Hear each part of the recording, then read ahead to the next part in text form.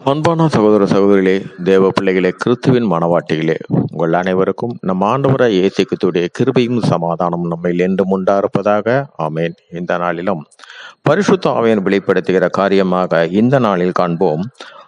ஆதியாகமம் 2ஆம் அதிகாரத்துல 21வது வசனம். இப்போ பார்த்தீங்கன்னா, ஆதாமை உண்டாக்கின பின்பாக நடந்தது 21ஆம் வசனத்துல, அப்பொழுது தேவனாகிய கர்த்தர் ஆதாமுக்கு அயர்ந்த நித்திரையை வரை பண்ணினார். அவன் நித்திரை அடைந்தான். அவர் அவன் விழா எலும்புகளில் ஒன்றை எடுத்து அந்த இடத்தை சதையினால் அடைத்தார். ஆமேன். இப்போ சிருஷ்டித்த பின்னாடி ஆதாமை எவ்வாறாக என்றால் பரிபூர்ணம் உடையவனாகத்தான் அவர் சிருஷ்டித்தார். இந்த ஆதாம் அவனுக்கு உள்ளாக உள்ள எலும்புகள் பார்த்தீங்கன்னா, ஒரு எக்ஸாம்பிள், அவன் உடம்பில் இருக்கிற எல்லா எலும்புகளை பிரித்து தனித்தனியாக வைத்தோம் என்றால் அது ஒரு 248ன்னு வச்சுங்களேன். இந்த 248 எல்லாவற்றையும் ஒன்று கூட்டினால் பார்த்தீங்கன்னா அவருடைய முழு உருவமான எலும்பு கூடு. இப்ப தேவன் என்ன செய்தார் என்றால், அதிலிருந்து ஒரு விழா எலும்பை எடுத்தார். அந்த ஒரு விழா எலும்பை எடுத்து ஏவாளை உண்டாக்கினார். அப்போ ஆதாமுக்கு எத்தனை பார்த்தீங்கன்னா 247 ஆயிடுச்சு. அதாவது 248 இருந்த எலும்புகள் 247 ஆயிடுச்சு. அந்த ஒன்றை எடுத்து தேவன் உண்டாக்கும் போது பரிபூர்ணத்தினால் ஏவாளை உண்டாக்கினார். பரிபூர்ணத்தினால். அப்ப ஏவாளுக்கு 248ம் ஆதாமுக்கு 247ம். இப்போ ஒன்று குறைந்தே ஆயிடுச்சு இல்லையா? ஒன்று குறைஞ்சிருச்சு. ஏவாள் 248, ஆதாம் 247. இதில் உள்ள காரியம் என்னவென்று பார்த்தீங்கன்னா,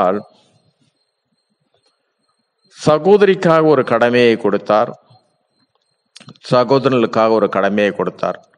ஒரு சகோதரன் பார்த்தீங்கன்னா உழைக்கும்படி, அவன் உழைத்து, அதாவது பண்படுத்தும்படியா ஆதாமை கொண்டு வந்து ஏதேன் தோட்டத்தில் கொண்டு வந்தார் இருக்கும் சமன்படுத்த. அவன்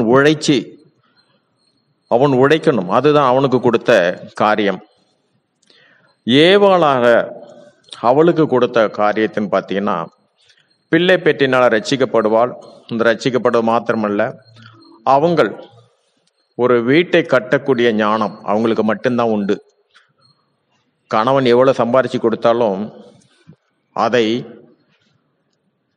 அந்த சம்பாதியத்தினுடைய பலனை வெளியே கொண்டு வருவது சகோதரிங்க தான்.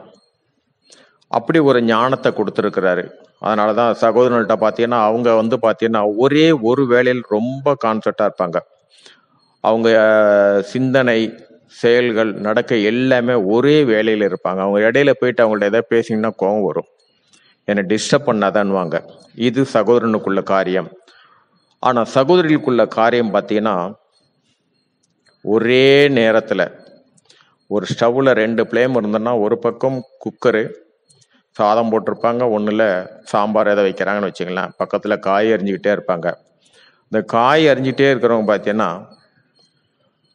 காயும் அறிவாங்க, அடுத்த ஒரு நொடியில பருப்பு டைம் ஆகி போச்சு வெந்துருச்சான்னு பார்ப்பாங்க. அடுத்த நொடி பார்த்தீங்கன்னா இந்த கை மாத்திரமல்ல, இந்த மூக்கும் சும்மா இருக்காது.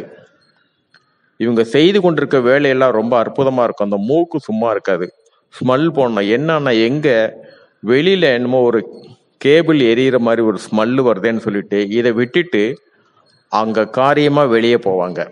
அந்த ஸ்மெல்லு நம்ம வீட்டுல இருக்குதான்னு சொல்லிட்டு அங்க வரும்போது பார்த்தீங்கன்னா அவங்க போன காரியத்தை யோசிச்சு பாருங்க. ஆனா அதுக்குள்ள சாதத்துல இந்த குக்கர்ல இருந்து சத்தம் வரும்.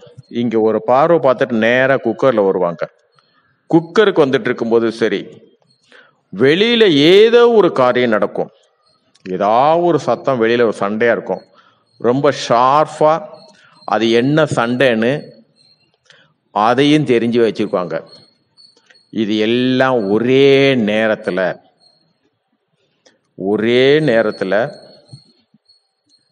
எல்லா வேலையும் செய்யக்கூடிய காரியம்.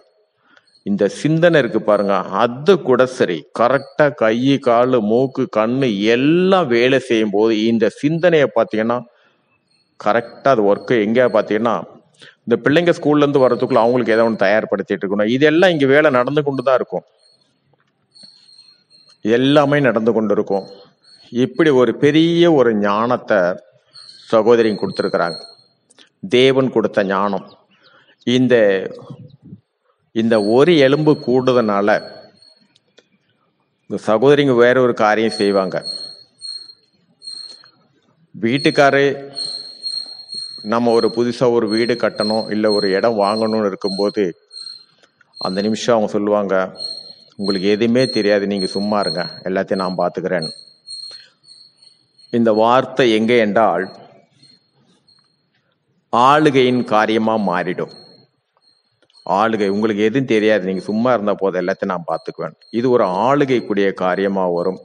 ஆனால் அந்த நேரத்திலும் அந்த கணவர் ஒரே ஒரு நொடி பொழுது அவர் யோசிச்சா மாத்திரம் போகும். அவ எதை செய்தாலும் நம்ம குடும்பத்துக்கு வேண்டி செய்யறான், நமக்குன்னு செய்யறான். அந்த ஒரு செகண்ட் அந்த 2 பேரும் அங்க இருவரும்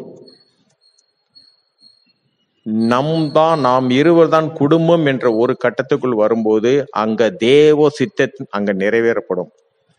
அங்கே அதிகாரம் என்று ஒண்ணு, நான் சம்பாதிக்கிறவ எனக்கு சொல்றா, எனக்கு எதுவும் தெரியாதுன்னு சொல்றேன், அங்க உலகபூர்வமானது ஒன்று தலை தூக்கும் போது அந்த தேவ சித்தத்துக்கு அங்க விரோதமாக எழும்பும். இந்த காரியத்துல பாத்தீங்கன்னா இதை இரண்டும் ஒன்று கூடிதான் இந்த பரிபூர்ணமா இருக்கிற ஏவாளும் பரிபூர்ணத்திலிருந்து ஒரு எலும்பை அவன் இழந்தான். ஆனாலும் இது எப்பொழுது மீண்டும் அந்த ஆதாம் பரிபூர்ணத்தை அடைவான் என்றால் இயேசு கிறிஸ்து வருகையின் போது அந்த 248 அதே கணக்கின்படி ஒரு எலும்பு ஆகும். அந்த எலும்பு மீண்டும் ஆதாமுக்குள் போகும்போது அவன் பரிபூர்ணம் அடைவான். சம்பூர்ணமான கிறிஸ்துவிடத்தின் போகும்போது தான் அவன் சம்பூர்ணமா ஆவான். இந்த காரியத்துல பார்த்தீங்கன்னா இந்த நாளிலும் நம் ஆவியான வெளிப்படுத்த இந்த காரியத்துக்காக நன்றி செலுத்துவோம். இந்த காரியத்தின் மூலம் எல்லாவற்றிலும் மூவரிலும் ஒருவராக இருக்கிற தேவனே உம்முடைய நாமத்துக்கே மகிமை உண்டாவதாக. ஆமென்.